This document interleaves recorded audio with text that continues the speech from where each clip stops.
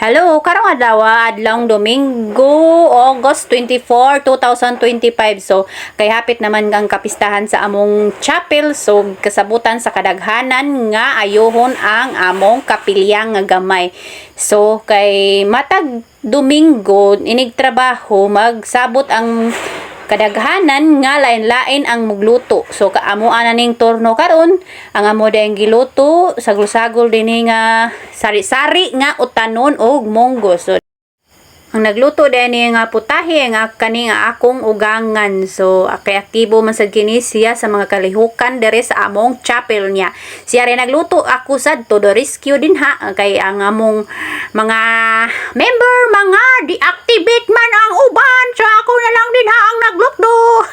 Tanawan ninyo din ha, abot nami sa kapilya nga gitarbaho. So kay naamay mga hinabang ang kapilya.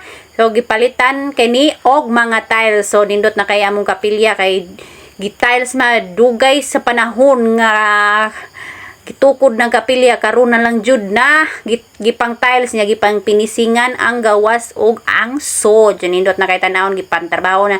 So diring dapita nangaon nami kay gipanggutom na niya, while nagnaon ang uban naghisgot na unsay mga buhaton sa pagpesta. So paghuman og pangaon na narbaho na dayon ang mga kalalakihan og ang mga babay ng kuskus sa mga samin o sa tiles, kay daghan kay ni namilit og nangipos sa mga butang, kay hinahinaya nig limpyo haron manindot na siya tan-awon kay hapit na ra ba among pista unya wala pa mi nakahuman. So may nalang ganino kay ang among presidente diri kay active sa gayo, may murag kortahan sa siguro ni daghan man kay nang hatag para palit og tiles. Di aw man ang tiles, grabing mahalaw niya.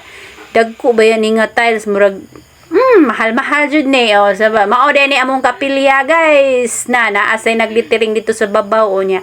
Ang samtang ang gawas na ay nagpinising, mao ni ang among mga uyuan og uyo lang ko koto. Dangan salamat.